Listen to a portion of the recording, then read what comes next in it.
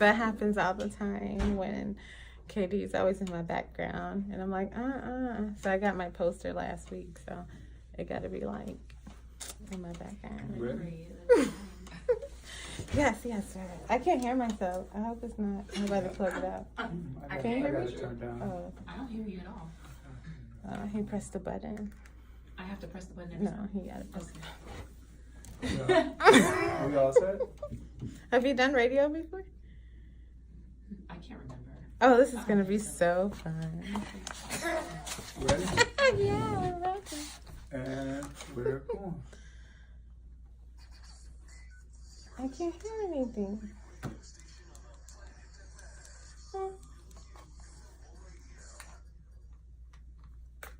Okay. Welcome again to Coffee with Kina. Clearly, we're having way too much in the studio. And that's okay, because it's always great to start the show smiling, laughing, and having a good time. So, having stated that, I have a guest speaker today that I'm just so honored and blessed to have. Okay, but here's why. All right, so let me tell you a little bit about our story. So, after I went out on my own and started Upton Law PLLC, I went to a women's conference, I don't know, probably like a week or so later. I also had changed my diet and decided to become vegetarian, but I guess it's pescatarian since I do eat seafood. So I happened to sit next to this woman by chance at this women's conference, and I'm trying to figure out what I'm gonna eat on the menu. And she's vegetarian. I was like, this is amazing, because now someone can tell me what to eat. Well, what ended up sparking from that, though, was something that had nothing to do with food or the women's conference. Instead, what it was about was two women who recently came to Detroit, trying to navigate our way and connecting and supporting each other. And it turned into something else. It was almost like a total sisterhood. And so today I have the honor of bringing her on the show as a guest speaker. Hi, Patricia. Hi, Kina. This is amazing. And so, I can hear. And so I'm glad to see you and to hear you today. Me too. I'm glad to see you and hear you too. Wonderful. Thank you for the opportunity. No problem. So the goal for the show is, or at least what I like to do, is start with who you are so that the guest speakers can get to know you a little better, right? So, for example, who are you? Where did you come from? Where did you grow up? Well, I am from Nassau, Bahamas. I moved to America when I was 12. Okay. You know, island parents, they like to leave you with other people and they say, raise my child. So Yes. I was the prodigy of that, and I came to America and didn't know I had sisters and brothers. And I had a lot of sisters and brothers, and the best thing yet, I didn't know that my parents were Haitian Creole. Wow. So I didn't speak any Creole. I had to learn Creole within a year. And moved to Miami. I was in Miami, learned Creole within a year. It was a huge transition for me because you read a lot of things about America and you see a lot of things on TV about America. To be actually living in America and you see the big signs, I was amazed by that because I was in culture shock. We don't have that in the islands. Everything was bright, everything was big. So I was like, okay, this is the United States, you know. So I went to middle school in America. I went to high school and then later on college. And I worked in America as I think my first job was telemarketing. I did not succeed in that profession. That is not my portion. I'm not a good seller. So the guy said, you know what? This is not for you, ma'am. He dismissed me. Oh, boom.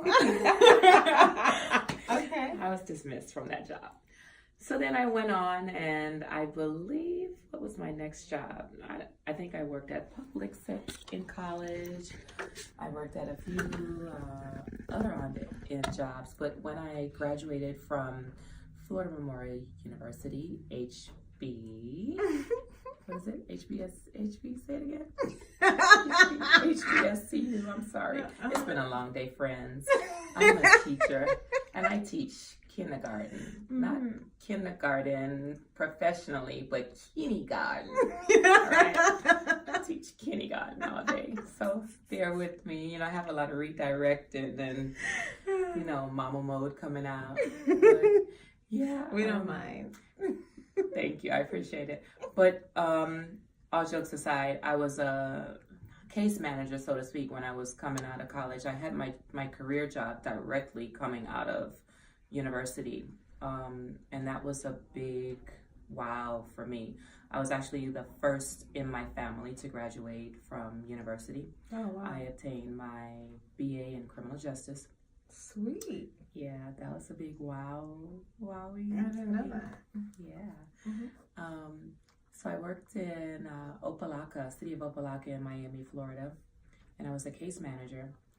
And I had a lot of delinquent youth. So what we basically had to do, I maintained a case log. I visited the parents, I visited the homes, I visited the schools, I visited anything that would make sure that those children were able to gain re-entry back into the community. So I was basically their advocate, so to speak. I went to court a lot. I had to write a lot of briefs. Wow. And it was a challenging job, but I liked it. I was there for a while. I worked at the police department as a crime analyst. I made sure career criminals went to jail. I classified guns for a little while. Wow. I did a lot of, well, not a lot, but I went on a lot of stings. Really? Yeah, I went on a lot of stings. Oh, do you remember a particular one that was like, that stood out? Yeah. We were in the projects one time, and I was with the officers, and there was a guy, you know, they were doing a raid, and everybody just said, 5-0, 5-0! You know, so I'm just like looking around, like everybody's running. So one of the officers, you know, grabbed the guy. He was like, man, why you running? He said, because everybody else running. That sounds about right. Yeah, that's everybody else running. We raided a crab house once, and because I spoke Creole, I was able to go with the guys on the road because they needed translation. Oh, wow. So, yeah, we busted a lot of kids that smoked high-end weed. You know, I never knew that there was a difference in marijuana. Wow. It's low-end marijuana, it's high-end marijuana. But he was a kid, we let him go. It was real, like the paperwork wasn't worth it. Yeah. So we let him go. I mean, he had like a bag full of marijuana. Like, where you got this from? My mom and dad.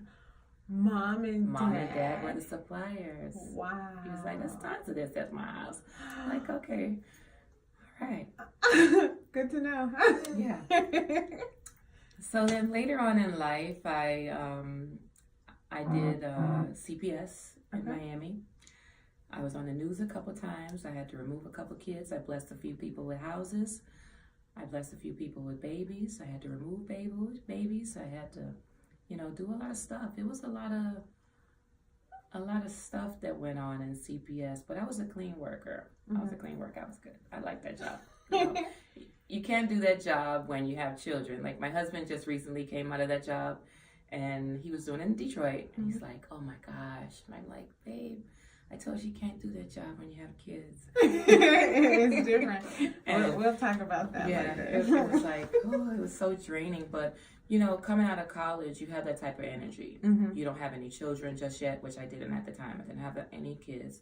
So I was able to do those jobs where you come home really late at night. You know, you have to write a lot of cases, a lot of case notes. So it was tiring. And then I always really felt that my calling was to be an educator. Because when I was small, I used to teach baby dolls because I learned from a good educator. So that's my passion. I enjoy people. I love teaching. Wait, I want to go back. So who's the educator that you learned from? If I only knew her name now, it was so many of them because I was going to a Catholic private school. I went to private school all my life in the islands. So I can't even remember her name. I remember one teacher's name, Miss McKenzie, and I believe when I went home, it was a long time ago, I saw her on the streets and I'm like, oh my God, you're Miss McKenzie. And she's like, yes, I am.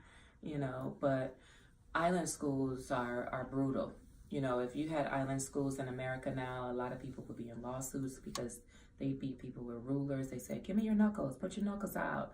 To this day, I'm terrified of math because you had to rattle off like your times table, everything by memory. And I was like, oh, I need to use my fingers. It's like, no, you can't use your fingers. You need to use your brain. So that has like a little scar on me. You know, you scar as a child. You know? I heard about those stories, but I've never had to experience it. Oh, yeah. The teachers used to beat you back then. You know, you went to the principal's office and got a paddle. No, they don't do that stuff anymore. Do you think it helped you learn better? I think so. Because, who wanted to go to the principal's office? You know, were you more scared or were you actually retaining the information? Both. Okay. You know, because then your parent had to come out there and then you were getting it when you got home too. So it was like, you just might as well behave. That makes sense. Yeah. That makes sense. Get it. So where was I again? I told you I worked for Kenny. That's okay. So you were talking about how it was going to school in the islands. Right. And how you were getting hit in the ruler to from learning, and how parents here would be in lawsuits. Huge lawsuits. You can't even do that anymore.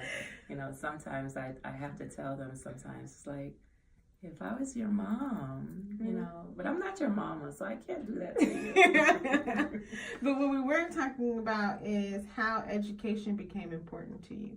And one of the things you were talking about were the educators that had value to you. And Miss McKenzie was one of them. And there was another woman you were saying. My reading teacher. Okay. I remember my reading teacher, you know, she was just fun.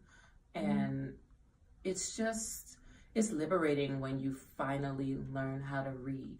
And you finally learn how to blend sounds. And, you know, for a child, I was looking out and I'm saying to myself, oh my God, I can read that sign.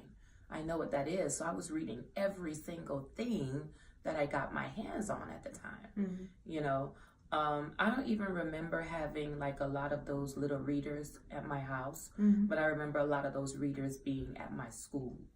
So I remember I was in the B section of the class because in islands they put you like you're in 1A or 1B. So I was always in like the 1B section of the class. I don't know if like 1A was like the real nerdy kids or not, but I was in B section, but I'm still smart girl.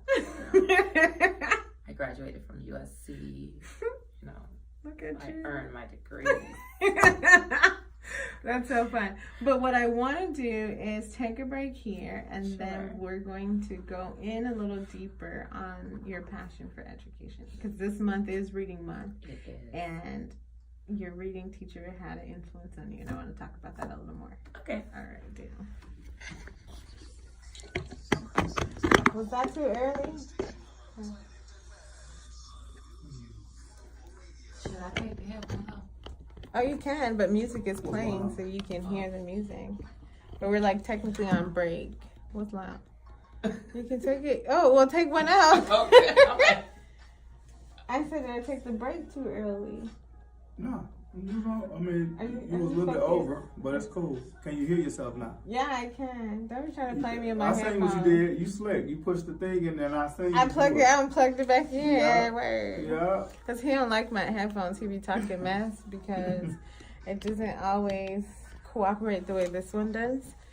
But this one is so big on my ears. This one fits so I can hear. It's like helicopter. Exactly.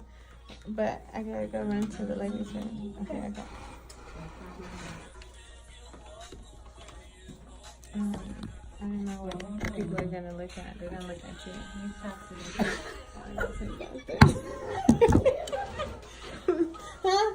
You want to talk to them? Hey everybody. Should be right back. We're taking a brief commercial break right now.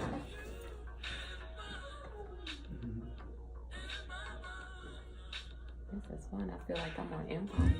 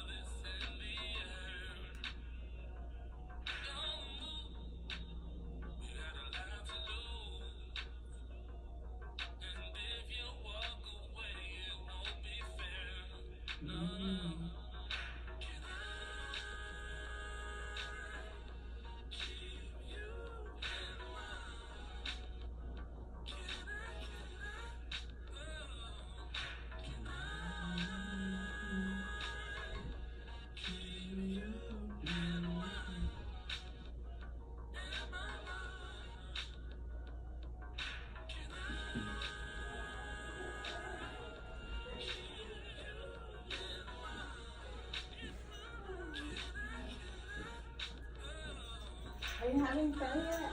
Yes. Yeah, so we try to have a good time, you know. We hang out and enjoy each other's company.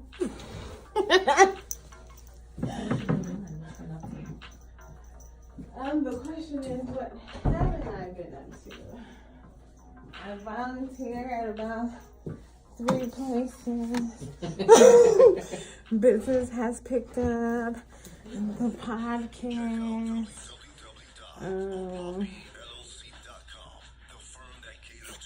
Yeah. You still doing you just switch what kind of you practicing?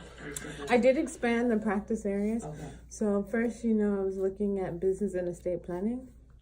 Now it is bankruptcy. I do some driver's license appeals, expungements when you're setting aside a conviction. Real estate, pretty much mostly civil work, because like I'm allergic to criminal law. Criminal law was like my worst subject even in law school, because I watched too much of those Law and Order shows, and it's not really the truth.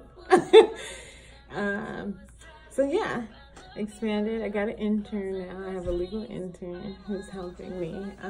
Yeah, it's interesting. Last Friday, no, March 8th was the 1-year anniversary of the law firm. Mm-hmm. That was a shocker for me because it didn't seem that long, and I think it's because I hadn't been in the practice like 100%, you know, because I had a job on the side, but I didn't think I would even be here. Right. Oh, I also lead a Bible study at church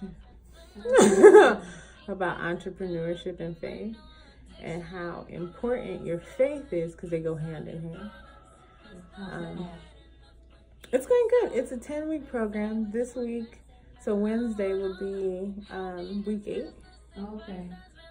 Yeah, so it's been interesting. This week is going to be about purpose, because I found, at least for me, if entrepreneurship is what you're supposed to do, and you're in the business doing what you're supposed to do, God will bless it. Right. And as a result of that, you will end up finding out your purpose in life. Because you'll see, like, I just be living. I just try to have fun. I try to help as many people as I can. Right. Ideally, if I help one person, like today I said I was in court almost all day.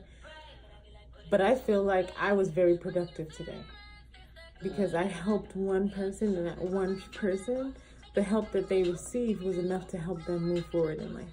Right. And that was important to me. No, don't get me wrong. I'm like, oh my gosh, what am I gonna do about these other stuff I was supposed to do today? Do it tomorrow. Correct. I just moved everything on the calendar tomorrow, and hope for the best. I can at least try to go to sleep. But yeah, interesting, huh? I got my hair braided on Sunday. It's so cute. Welcome back. Again, we be having too much fun on the breaks. And, during the breaks, if you're listening through the podcast or streaming through SDM Live, we're actually listening to good songs and tunes during the break. And in the studio, we'll laugh and talk with each other, but we're listening to the songs, and then we get cued back in. And so we're back. All right. So, Patricia, before we left on break, we were talking about the reading teacher and the importance of reading to you. Now, I find reading very interesting as well. And so one of the things I do is I actually am a tutor at a literacy center in Detroit called Center for Success. And what they do is they help children read better. A lot of the students might have been moved up grades, but their reading levels are below the grades that they're in. And so you have free volunteers of all sorts. You can be an engineer, architect, a lawyer, a doctor. You might have people from Quicken Loans who literally come every week because you commit to the whole school year with one student and help build their confidence. And I didn't realize myself how important reading was, or the lack of reading, how it might affect you as a person. For some people, it actually changed how they think. Like, well, I'm not good enough. Or because I can't read, I don't know anything. And they might be good in other subjects. But because even reading a math formula may be required, if you're having issues with reading, then everything is falling down. Right. But anyway, we're not talking about that. We're talking about you. And reading is liberation, though. I tell all my students every single day, you can get robbed, you can not have a job, you can not have whatever you think, is so necessary. But no one can ever take away from you the ability to read. Right. No one can take that away from you, ever. That's something that's with you for the rest of your life. Yes. And you can only grow in your reading. Once you learn how to read, it's like, oh, I know what this is. I know what this says. That's not what that says. Correct. And that's how important it is. But a lot of times it's like, in this day and time, there are people that are walking around. They know how to count money, for example, but they have no idea how to read. When I first moved to Detroit, I was at a school, I was subbing, and you would not believe these students were in 5th grade, 6th grade, 7th grade. They just say, Miss, we can't read. Excuse me? Yes. I asked myself, how did you get here? I was so depressed when I moved to Detroit from South Korea. I couldn't believe it. I'm like, what do you mean you can't read? They would literally go to the back of the classroom and have like a field day because they're like, they check out. We can't read, miss. Whoa. I said to myself, I failed as an educator. Educators have failed these children. It's no way that you should be as big as you are and broadcasting as bold as you were that you can't read. Whoa. I wasn't prepared for that. Yeah. So I teach kindergarten now, and my students will hear me sometimes slam my pencil down because I'm like, you're watching too much. Let me see, what's the famous cartoon? Either Baby Shark or you're watching too much PJ Masks. Like, I go crazy because parents don't put in enough work.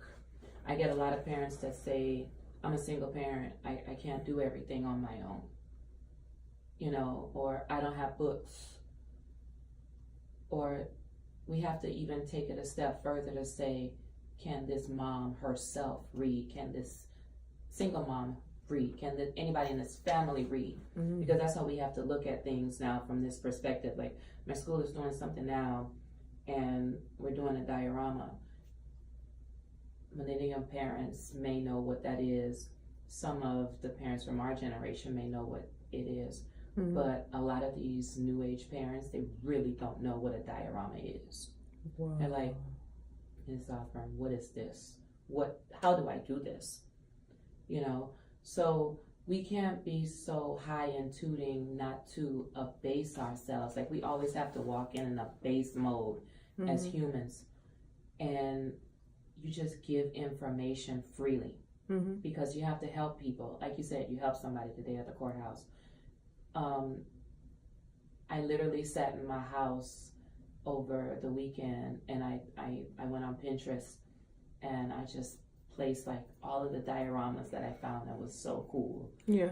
And sent it to all my parents. Oh, wow. This is a diorama. This is how you do it. Text me if you want to come up to the school and we can have a diorama class, and I can kind of show you how to do it or what to do.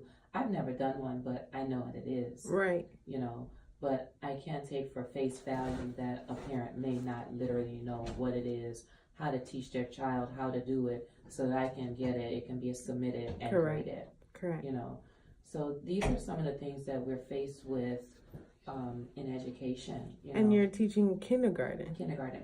So you're teaching the kindergartner and the parent to complete an assignment? Yeah. That's part of the curriculum? Yes. Holy smokes.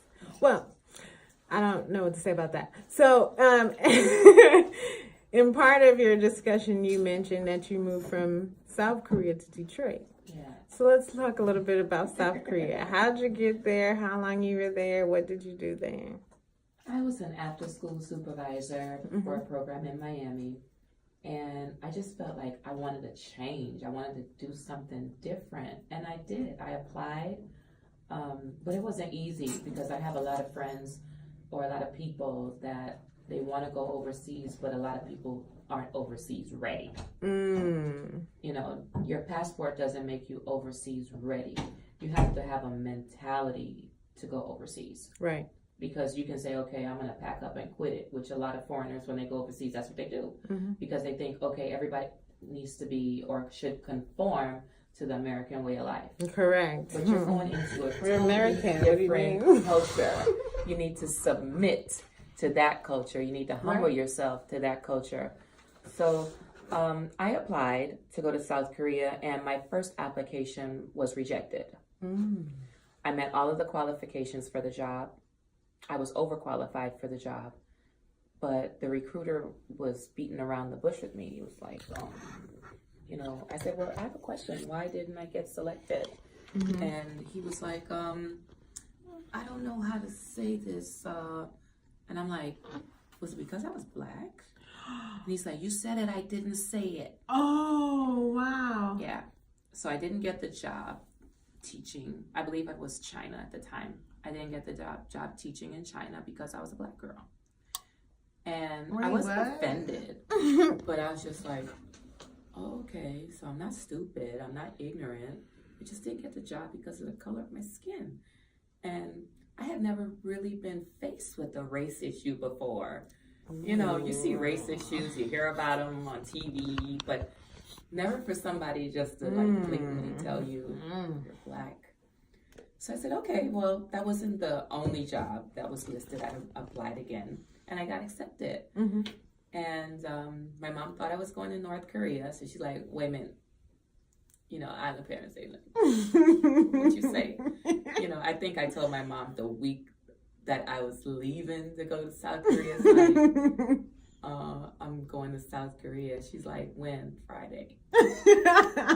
Because, you know, island parents, you can't give them a lot of notice. You know, they're crazy. They, you know, they've been beat it out of you. Like, you stay here. You stay here. You stay here with me. You stay here. Why you go? Why you go there? You know. So I'm just like, my sister's like, okay, when you gonna tell mommy? Like, what you doing? I'm like, I'm gonna tell her the time winding down. I'm like, oh my God, she's gonna like stop the plane. Because like I said, island parents. If you haven't been raised by an island person, listen. Let me tell you, it's another level when you raised by an island person, man. Let me tell you. It ain't no joke. Ain't you telling the truth? Let me tell you how crazy my mama is. My mama beat my sister with a clarinet because she said she don't want to play the clarinet no more. Boom. Island people crazy. Okay. Holy anyway, smokes. yeah. Oh yeah, and that time we went to the youth fair, my mom was like, you can't go with your brother's friend. She waited for us, and my mom got like real big boobs. She took off her uniform shirt, opened it up, and she whooped all of us. Like, just was swinging. To go to the youth? Go to the youth fair. She was swinging the bell. Come back here. Come back here. Like, she crazy. Anyway. You know, the hard part is balancing. Like, because even though I grew up in America, in the household I'm being raised Jamaican culture, right? And then when I go to school, I'm supposed to learn American culture. Right. I'm not being taught it at home. Right. I'm expected to know how to do this at school. Yeah. So you get to school and they're like, you don't eat Oreos? Right. Well, what's an Oreo? Right. What? Or you I'm going that Haitian bread or that Jamaican bread. That was your dessert with peanut butter and jelly. I used to be like, I want turkey and cheese sandwich because I'm bringing jerk chicken and rice for lunch. Like, what? Kind of food. You know, even I'm starting to say, my husband will go and he can go to McDonald's. Can you order me a number 5? And I get it wrong because, like, they didn't give us money for that kind of stuff. That is correct. You was eating rice and chicken every day with some beans. Right. Yeah. You know, but we had hot food every day. I was trading and bartering jerk chicken, rice, and cabbage for Oreos. That's how deep this was, okay? Or a slice of pizza. And they're like, whoa, what's that? What are you eating? Yeah. Or I used to hate when people would ask what I'm eating because it's like, ew, that's not American. Is that oxtail? Oh, my God. Well, your food smells like that. Yes, that part. It's not. Okay. Anyway. That's when you know. Okay, so back to South Korea. Okay, so you get into the program. I get into the program. How did you pack up your family to go? You were alone. I wasn't married then. Okay, you're single. Got it. So I basically sold everything because I was ready to go. I sold my car. I sold my suits. I sold every single thing. You know, I'm like, okay, I'm ready to go. And my boss at the time was like, where are you going to stay? You're going to live in huts? I'm like, this is a developed nation, lady. Like, Korea is, like, they have the fastest internet in the entire world. They have the best bus system in the whole entire world. They have the best airport in the world. You know, so Korea, I consider Korea home list for me. Korea is like, oh my goodness, I had the choice to go back right now. Like, yeah. Really? Let's go. I don't need nothing else, just put my clothes on. But anyway, yeah, so this little girl, she just asked him, like, you want to play? So that was our first time really seeing him vibe in Korean. Wow. You know, he was just like, and I'm just nudging my husband. I'm like, look at your son. Like, he's going in with this little girl. So he's like, okay, he know what he's doing. Oh, because wait. We would never hear him speak Korean at home. I would speak Korean with him, and he just, you know, he wouldn't say anything. He just respond to me in English. But he would never flow with me the way he did. The way he did with that little girl. So I know that he was flowing at school because they never said that, oh, he don't understand what we're talking about. He was there from he was 3 months old. Well, wait. We got to take a break because all of a sudden you went to a baby, which means you clearly found a man while you was in Korea. But we're going to get to that after the break because yes, you know, I got questions about that too.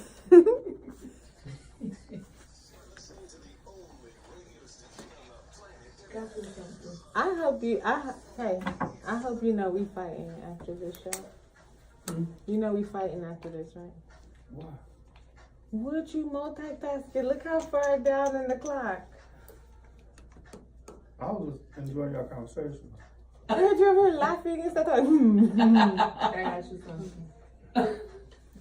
Won't you do it? What you asked for?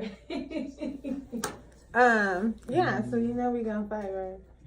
Cause he's supposed to put something in my ear to let me know when we're supposed to take a break. You should know when to take a break by now. One more time. No, don't do that. Excuse me, when you're not here, excuse me. When you're not here, we have our arrangement, okay? Where he would at least tap my hand, my shoulder, or something. Yeah. We done went over 20, 30 minutes or something. He didn't say nothing. I was listening to the conversation. Oh, he was listening to the conversation. He produced it. He say that all the time. No, I was fascinated about how she used to eat the bread for a whole 6 months. 6 months of bread and jelly. I was hoping you was gonna say you lost weight. Instead, you were saying you got bigger. Creole food. Oh, they got Creole food, good Creole food around here. Isn't it now intriguing? Like, I wonder. I have gone to like. She got me want to taste some Creole food. Yeah, like I've seen stuff on Food Network when you go to like the farmer's market and like how you said stuff is alive. Like you go and meat is actually moving and you're supposed to select it at the farmer's market. Just pick it out. Right. Just pick it out. It's moving and everything. Literally. Yeah, it walks off your plate. Literally. Literally walks off your plate. I was like, wait, what? I've seen it, but I don't know, like, I don't know how I'd respond. I'd probably did what you did and just went with the bread. It's safe. You can't go wrong with bread. And rice. And rice. No, nobody can cook good rice. Everybody can at least put down on some rice. You know what I mean? Every nationality, the Spanish rice, sticky rice, island rice, rice and peas, rice and gungu peas, rice and black eyed peas. Rice, baby. Rice. And if you're really, really, really being picky, white rice. Yes. White rice. You can't go wrong with white I rice. used to eat ketchup and white rice. Really? Small, yeah. Oh my Pour the god. ketchup right on there and mix it up and eat it like that. Oh my gosh. Yeah. You eat it like that now? No. I catch my son trying to like slide the ketchup over to the rice and just take like. I scoop it up a little bit like that. I wonder, can I really do this? I just look at him like, you your mama's child. It's not your fault. Yeah, your mama's child. That is hilarious. But I went to the Ethiopian place right here because I'm like, oh, that's the taste of Ethiopia. I had heard so many things about it. So I walked in there and got a menu. The smell stayed with me. I'm like, oh my God. That's some real seasoning. Yeah. I have to come When back the there. seasoning go in your. I mean, it was clothes. just, it did not leave. I said, oh my God, that thing just, Just suck on. yes. That's how it is sometimes you go to an Indian restaurant. But if I go to an Indian restaurant and I smell the seasoning upside down, I know this right here is about to be Oh, good. man. It's been marinated. That is coming out of the kitchen. That's right. And this is cooked food. Correct. Right It's real cooked food, not no play. I'm glad my husband not Haitian. I tell you. I'm my brother. You are your own. Like I could go a little bit, but you're gonna have to go to your mama's house or invite her to come live with us. Because Jamaican food be take you out 2 hours to cook meat. Yeah. Listen. Like, it's too much. I'll go away with all of it. It's okay. I just eat vegetables at this point. Yeah, I'm fine. I'm fine being in my own whatever I am. It's like, okay, I can eat that, no problem. And then you just bring your own stuff now. Just like, This okay. is my song. What? This is my joint right here. This one right here. This one get you right. Come on, I be in a car like, come on, India. It might be 8 o'clock in the morning on the way to court, like, yes, India. Yes. I know this song just puts you like. Yeah, it just make you think differently. You just got a different look on life. Like, do you remember? Yes. Where are you in life at this point? I don't know. So I was probably, I don't know. Because I've liked neo soul type music for a long time. So it didn't matter how old I was. I always know a lot of the songs. But this song was important to me, I think, because to me, this is what love looks like. It doesn't look like what people say. It's how how it makes you feel. And she's talking about how I feel you and I never knew you. It's like, yo, that's deep. That is deep. I wonder where she is now. I know she came out with an album, maybe the end of 2018 or something like that. That's pretty good. But like, this is like one of them songs that's just like irreplaceable. Like you can't even overdo this song. It's just get you right. And so in a song like this, I'd be like, I feel like this is a song about God. I'm not even sure if this is about a man. Seriously. Yeah, I know. That's what my. I don't dad actually said. know if this song is truly a song about a man. That's when you realize like you tapped into something deep. When you start playing with spiritual in real life, because she's talking about, okay, there's a guy who has a gap and all this stuff, but at the same time, where's this, like unconditional love or something like that? I'm Right. trying to tell But you, that's song her, to get me. You know, that's the way she gets down. That's Correct. You know, she does get down like that. I was like, you're tapping into new levels of life and stuff. What? Her and Jill, I'd be like, get in, Jill, yes. Did you go see her? She was Yeah. I went on a solo concert to her. So I went to her concert alone. Girl, I had the time of my life. Because, see, there was no one to judge me. So I got to stand up when everybody else was sitting down like, yes, Jill, this is my song.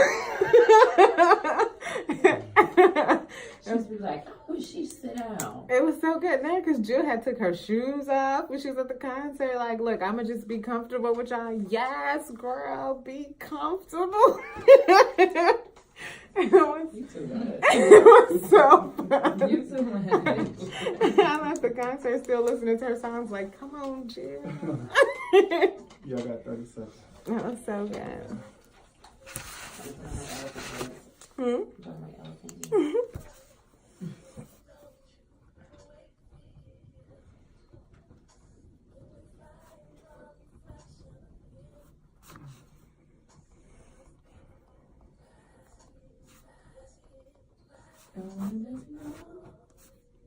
All right. Oh, I'm not great. I can't hear myself.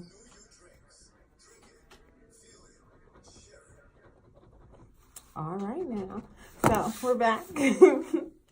And before we went on break, you know, we touched on a little bit of a husband and children and all of these experiences of your 11 years in South Korea.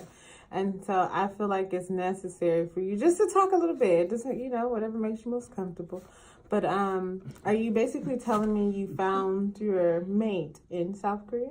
No, Okay, where did you find him? I found my mate in America. Really? Mm-hmm. I didn't know that. We So- went to college together. He had a girlfriend at the time. I had a boyfriend at the time. We worked at the same job coming out of college. He Huh. sat across from me. And you was willing to pack up everything and leave Korea and leave to South Korea? See, we weren't dating then. We were just really good friends. Like, I knew him. You know, Okay. I saw him like, oh, yeah, cute guy.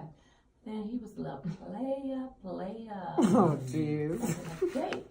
So that's a long story short. I won't do that thing. I'm on the air. I won't do that. Hey, I won't do that to you. Okay, you got so that nerve, like you know, I still hold on to that a little bit. Nah, but so you guys met after you came back from Korea? I came home to visit. Okay. Well, actually, I asked him for a favor, Mhm. and he never came through on his favor. Mhm. So I'm just like, "What's up, dude?" And he was like, "Yo, I just want to apologize for what went down." And you know, he was real apologetic before we broke up. Like, he gave me, I never forget it. Honest to goodness, and I have never ever seen these type of flowers in life ever again. Mm-hmm. When we broke up, he bought me these roses, and they looked like chocolate, but they were red.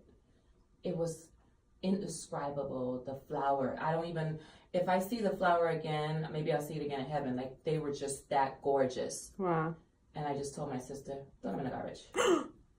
Like, it broke my heart because they were just that pretty, but he had messed with the wrong girl. I was like fed up, you know, like you know when you say I caught you in the act. Mm-hmm. I caught you in the act. Like, his voice was like, "She do." Like, they were frozen, literally Mm-hmm. frozen. Yes. Yeah, his friends were frozen when I showed up to his place, and like, you know, because they were like, "What y'all? What? Hold on 1 minute." He told me he was going to wash clothes one night, you know? And I'm like, okay, that's cool. And then somebody called me on my job. It's like, You're not really going to wash clothes. Why you calling me on my job, lady? It was somebody else, you know, she was asking for a friend. So I just happened, I said, you know, me and my sister had to do a drive-by. You know, drive-bys exist. All right, but, you know. I wasn't ready for this I was story. a Christian girl. All right, my mom raised me right. Mm-hmm. And then I had an island mom, so I know I couldn't do nothing too stupid. I didn't want to go to jail. So I drove by, just looked in the window, and there they were, just chilling like villains. Just sitting there, watching television. So, you know, our island parents have the look, right? That look say, I'm gonna slice you alive and put you back together. Like I give my son that look and he just get it together. Because see, when you raise the island parent, it's the way, you know, your eyes be like, you need just look. They still play around, but it's that look that just takes your heart. You have open heart surgery, but no blood. That's the look that I just gave him. I didn't even have words for Buddy. I just looked at him and walked away. That makes sense to me. I didn't say nothing. Literally, I didn't say nothing. So I just walked away. They always call me the silent killer. Yes. I just, I was a ghost. Like, what? You know, the vapor was just like in the background. It was just a vapor.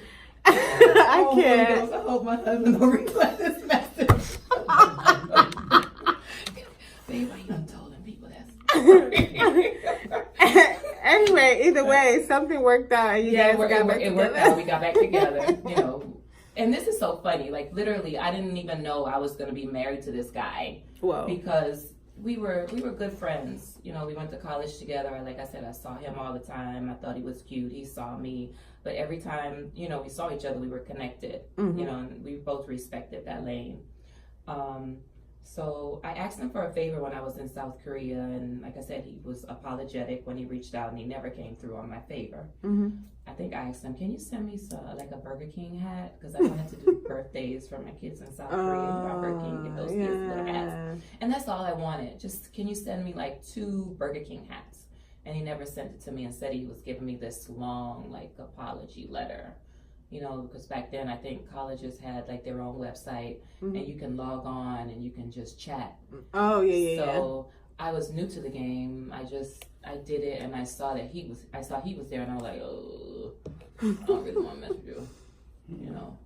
Right. But, you know, apologetic, blah, blah, blah.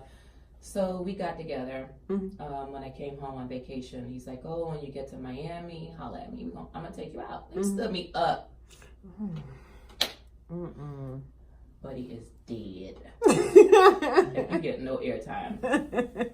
All right. So I'm like, man. All right. So then he came through the next time. And he's like, I'm going to marry you. I'm just like, I don't know. I live far, far away. You know, I don't know how this is going to work out. So we did the long distance relationship thing for a year. And I'm like, look, you want to marry me? You got to go to South Korea. You got to stop, drop, and roll, bruh. Whoa. So he stopped, dropped, and rolled. Boom. Get it. Stopped, dropped, and rolled. All right. Yeah, so, you know, we were there. It wasn't easy. Long distance relationships are hard.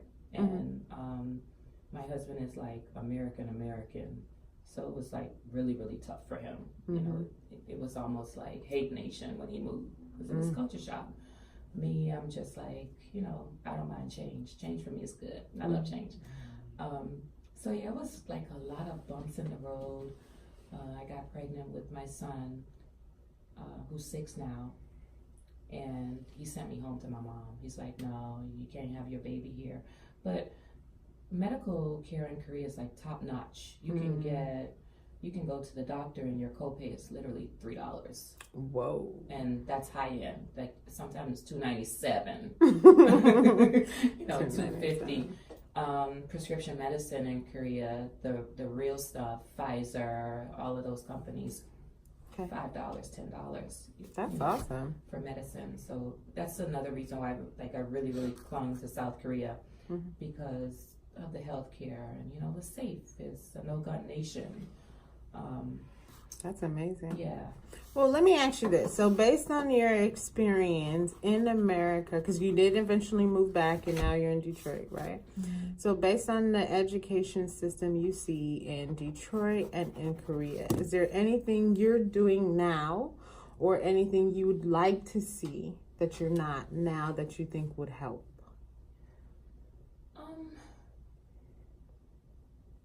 Korean students are just like, literally, I don't want to say they're overly schooled, Mm-hmm. but they're like high schooled. Mm-hmm. They go to school 24 hours, even 24/7. Even on the weekends, they go to school. Wow. You know, but I do wish that we had more programs for students that we can take advantage of. You know, like you have the ballet and the different centers, you have the arts and, you know, music and all of that stuff that's now no longer in school. And if it is, it's so limited. Mm-hmm. You know, people in South Korea that can afford it, they sent their children to those centers. Mm-hmm. But for those parents that really couldn't afford to send them to centers, they were learning from the internet, or they were learning from basic TV. You know, like PBS, like we have Sesame Street, that's where they were learning.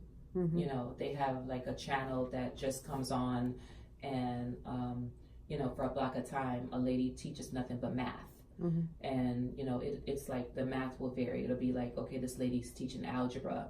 Then somebody will come on and this lady is teaching like another part of math, like trig. And then they'll have programs that teach children English. Mm-hmm. You know, so those were the things that parents would gravitate towards if they couldn't afford to send their kids to Hagwons, because Hagwons are expensive. So is that something you would recommend to the students here or the parents? Like YouTube? I would, Classes because like to this? be honest, when I look back on it, when my husband asked me, he had a problem. He's like, well, I don't know, how is he gonna gravitate towards English? And I'm like, well, we speak English at home. He's gonna learn Korean at school, so he'll be fine. But he wasn't really convinced that would be his case. Mm-hmm. He's like, no, it's gonna be some sort of lack. And I downloaded those apps on his iPad, and they had counting, they had colors, and I just plugged those apps because my husband felt, okay, he's not getting enough in the day-to-day from us because he's at daycare for most of his day and he's getting Korean. So I would suggest those apps because I use those apps with my kindergartners now in my classroom, and they like it. They, you know, we have like little brain breaks where they take a pause, you know, and it just helps them to hear another voice aside from the teacher's voice, how they can learn in another type of way. So it is effective, but a lot of parents may not have internet or may not have tablets. So we always have to keep those things in the back of our minds as well. They have phones. My school, for instance, they use a program called IXL, and I believe IXL is free for everyone that's either in a charter school, or I've even seen IXL being advertised on Facebook. And they have like a link that says you can sign up for free. So IXL will teach your child on a preschool level all the way to high school level. So people should plug into those free programs, because every time I'm on my Facebook page, I always see educational sites that says sponsorship. They're always pushing some type of program from some type of business that say, okay, you can download free worksheets, you know. Is there do you know any names of the other apps you were referring to? I think Udemy is one. Khan Academy is another. Simple Songs is another one that people can link up to. But what I do is I have a library, and I don't really know all of them by heart. But when I do find one that's really good, I just hit that thumbs up button. And I save it and I say, okay, this is for afternoon dance, or this is for ELA time, or this is for math time. So whatever can get them moving. Oh, there is a good one. Let me back up. It's called, this guy is out of Atlanta, and he's called the Phonics Man. And he does sight words using Fortnite. And I didn't even know what Fortnite was. Wow, the game? Yeah, the game Fortnite. I still don't know how it looks, but they have like these dances with it, and he's called the Phonics Man. He's like, say such words with Fortnite, say sight words by Fortnite, you know, and the kids are like doing all these dances, and the sight words come up, and they have to see the words. So, you know, they always like to dance first. You know, we have people that love to dance first, but I'm like, okay, you can't dance first and not read.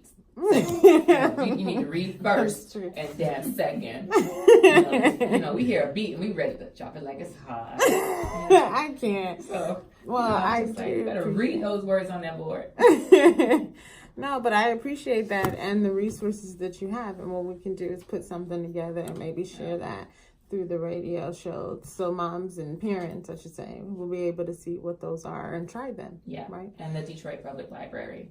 Mm-hmm. They have a lot of things going on for kids. I know my son was linked up with Miss Hillary. She's out at the Edison branch. They're always running an art program, and all of these things are free. Mm-hmm.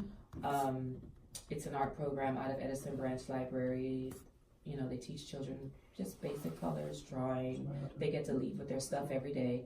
They have a calendar of events that they do each month at the library, ranging in dance. And I didn't even know you can go to the library to play, like, I'm old, I call it Atari.